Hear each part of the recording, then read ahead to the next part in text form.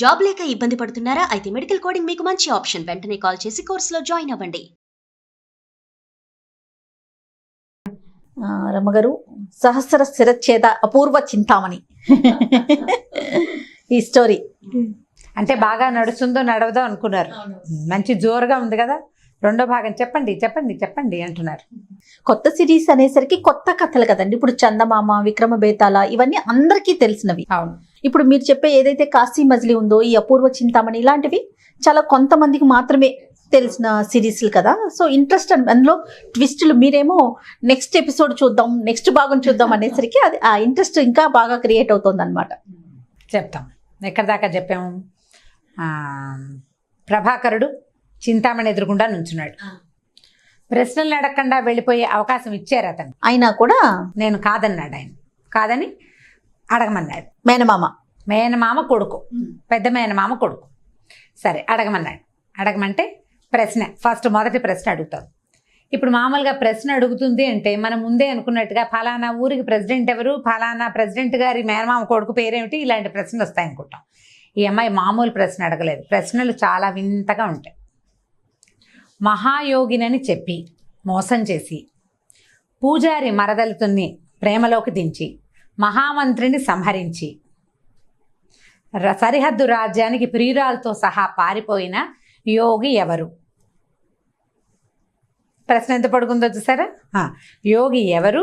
సరిహద్దు రాజ్యాల మధ్య వైరాలు ఎలా ఉన్నాయి? ఆ రాజ్యాలు ఏమిటి?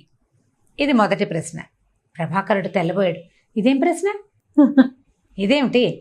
సరే, ఇప్పుడు రెండో ప్రశ్న ఏంటంటే, ఈ పారిపోయేటప్పుడు ఒక రాజ్యం తనకి అభయం ఇచ్చిన రాజుగారి దగ్గరికి చేరి వాళ్ళ దగ్గర బందీలుగా ఉన్న ఇంకొక రాజుని, రాజు భార్యని అక్కడి నుంచి తప్పించి తర్వాత తప్పించిన రాజదంపతులిద్దరిని సెపరేట్ చేసి రాణితో దుష్ప్రవర్తనకి ఫలితాన్ని అనుభవించి నిరాకరింపబడిపోయినటువంటి కపట యోగి ఎవరు? ఆ రాజు రాణి ఎవరు? వాళ్ళిద్దరూ ఇప్పుడు ఎలా ఉన్నారు?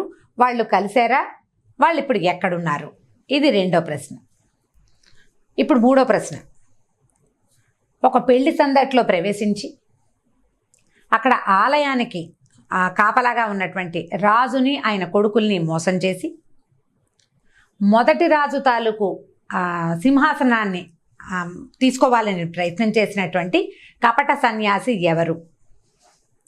ఇప్పుడు ఆ రెండు రాజ్యాల మధ్య వైరం ఉందా పోయిందా అని అడిగింది అమ్మాయి చింతామణి. అడిగేసరికి కత్తెత్తింది. అడిగింది, వాడు నిశ్శబ్దంగా ఉన్నాడు. అతను సమాధానం చెప్పలేడు. కత్తెత్తేసరికల్లా ఆగు చింతామణి అని గద్దించాడు ప్రభాకరుడు. ఇవేం ప్రశ్నలు? ఇదేమన్నా రామాయణంలోదా, భారతంలోదా, భాగవతంలోదా? ఇప్పుడు ఈ మొత్తం ప్రశ్నలు, మూడు ప్రశ్నల్లో వాడెవడు, వీడెవడు, వీడెవడు, మూడు ప్రశ్నలు అడిగావు. వాళ్ళెక్కడున్నారు, వీళ్ళెక్కడున్నారు అని అడిగావు. ఒక్కళ్ళదైనా పేరుందా నీ ప్రశ్నలో? ఒక్కళ్ళ పేరు లేదు. కపట సన్యాసి ఎవరంటావు? కపట యోగి ఇప్పుడు ఎక్కడున్నాడంటావు. భార్యాభర్త విడిపోయారు, వీళ్ళు కలిశారా అంటావు. వాడి పేరు కానీ, వీడి పేరు కానీ, మధ్యలో వాళ్ళ పేరు కానీ, దేశం పేరు కానీ నువ్వు చెప్పలేదు. ఏదైనా ప్రశ్న అడిగేటప్పుడు దానికి తలా తోక ఉండాలి, క్లూ ఉండాలి. నీ దగ్గర ఏమీ లేవు అన్నాడు. అనేసరికల్ ఈ అమ్మాయికి నిజమే కదా అనిపించింది. ఎత్తిన కత్తి దించేసరికల్ కింద నుంచి గంభీరంగా ఉరుతున్న గొంతు ఒకటి వినపడింది. గురువుగారు కింద కూర్చున్నాడు కదా యోగి. కింద కూర్చున్న యోగి ఏమన్నాడంటే, చింతామణి, ఇది ధర్మసభ కాదు, విద్వత్సభ కాదు, ఇది మన సభ. మనం బయట రాసాం ఏమిటి, 3 ప్రశ్నలు అడుగుతాం, సమాధానం చెప్పాలి. శశభిషలకి తావు లేదు.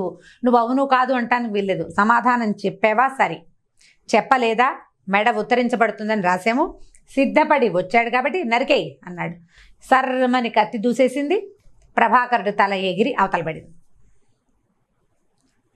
ఏముంది, ఆ కత్తి అక్కడ వదిలేసి పరిగెత్తుకుంటూ కిందకి వెళ్ళిపోయింది. ఏడుస్తూ వెళ్ళిపోయింది అమ్మాయి. రాజ సైనికులు వచ్చి బాడీనేమో కందకల్లో పడేశారు, తలనేమో కోటకోగుమాని కట్టారు. ఫస్ట్ది ఒకటి. ఇక ఇలా లైన్ జరుగుతూనే ఉంది. ఇవే ప్రశ్నలు అండి, ఇవే ప్రశ్నలు. ఒక సన్యాసి ఒక చోటకి వెళ్ళాడు, ఎవరినో మోసం చేశాడు, ఎవరో ఒక అమ్మాయిని ప్రేమించాడు, ఆ అమ్మాయితో సహా పారిపోయాడు, సరిహద్దు రాజ్యానికి పారిపోయాడు. వాళ్ళిద్దరికీ యుద్ధాన్ని చేశాడు, ఏదో యుద్ధం వచ్చేలాగా చేశాడు. ఇది ప్రశ్న. ఇప్పుడు అమ్మాయి ఎవరో, పట్టుకెళ్ళిన వాడెవడో, రాజ్యం పేరేమిటో, సరిహద్దు రాజ్యం పేరేమిటో ఏమీ లేదు అందులో. అది నిన్న జరిగిందా, మొన్న జరిగిందా, రామాయణ కాలం నాడు జరిగిందో లేదు. ఈ ప్రశ్నకు సమాధానం ఎవరికైనా ఎలా తెలుస్తుంది?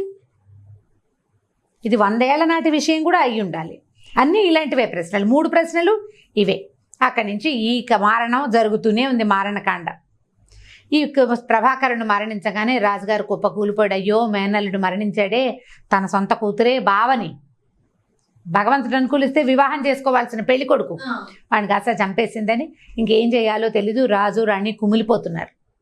దేశమంతా, వాళ్ళ రాజ్యం అంతా అల్లకల్లోలంగా ఉంది. ఎండకన్నెరకుండా పెరిగిన పిల్ల ఎదురుగుండా నుంచిన వాడిని చేయటమే, అది మరీ విచిత్రంగా ఉంది. సరే, రాజ్యమంతా సంక్షోభంగానే ఉంది, ఏం చేయాలో తెలియట్లేదు.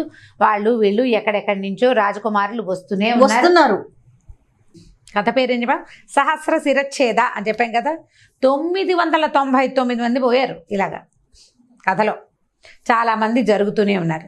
ఈ వార్త, ప్రభాకరుడు మరణించిన వార్త అతని తండ్రికి బాబాయికి తెలియజేయబడింది.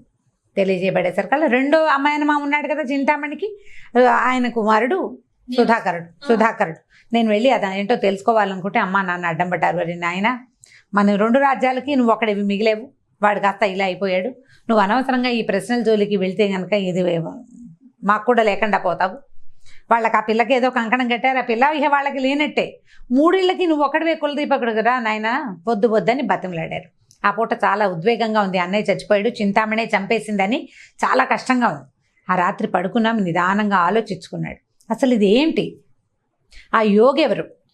ప్రశ్నలు తెలిసిపోయినాయి, బయటికి కూడా వచ్చేసినాయి అండి. ఎవరికి తెలుస్తాయి? ఓ రాజకుమారుడు లోపలికి వస్తాడు, చనిపోతాడు అతను, అంతే. వాడితోటే పోతుంది ప్రశ్న బయట, లోపలికి భూమిలోకి వెళ్ళిపోవటమే ప్రశ్న, ఎవరికీ తెలియదు. సరే, ఇది ఏమిటి అసలు, ఈ ప్రత్యేకత ఏమిటి, ఇంత విచిత్రమైన విషయం ఎందుకుంది అని సుధాకరుడు తెలుసుకోవాలనుకున్నాడు. సరే, అమ్మా నాన్నకి ఏం చెప్పాడంటే, నేను ప్రశ్నకి సమాధానం చెప్పడానికి లోపలికి వెళ్ళను, చింతామణి దగ్గరికి వెళ్ళను, అసలు దీని తాలూకు ఆనుపాను ఏమిటో చూస్తా. వీళ్ళు ఒక విషయవాలయంలో చిక్కుకున్నారు. ఆ యోగి ఎవడో ఇలా మారణకాండతోటి ఏం సాధించదలుచుకున్నాడో తెలియాలి మనకి. వాడు ఏమైనా కాపాలికుడో, ఆ పాము కరిచింది చింతామణిని, ఆ పాముని వాడే సృష్టించాడో ఏమిటో, అదేమిటో తెలుసుకోవాలి. ఇప్పుడు అక్కడ ఉన్నవాళ్ళు ఎవరు? తల్లిదండ్రి, పిల్లని ఈయనకు అప్పచెప్పారు. అమ్మా నాన్న ఇద్దరు పెద్దవాళ్ళు. ఇది తెలుసుకోవడానికి ఆ రాజ్యంలో ఎవరికైనా ఉత్సాహం ఉందో లేదో, మరణ భయం ప్రతివాడికి ఉంటుంది. అందుకని నేను వెళ్తానని అమ్మని నాన్నని ఒప్పించాడు. పెద్ద నాన్నకు ఉత్తరం రాశాడు, నేను వెళ్తున్నాను, పాను కనుక్కుని అక్కడ వ్యవహారం ఏమిటో చూసి అప్పుడు మీ దగ్గరకు వస్తానని. సరే, వెళ్ళాడు. వెళ్ళటం ఏం చేశాడంటే, ముందు మేనతని, భర్తని, రాజుగారిని, రాణిగారిని చూడ్డానికి వెళ్ళాడు.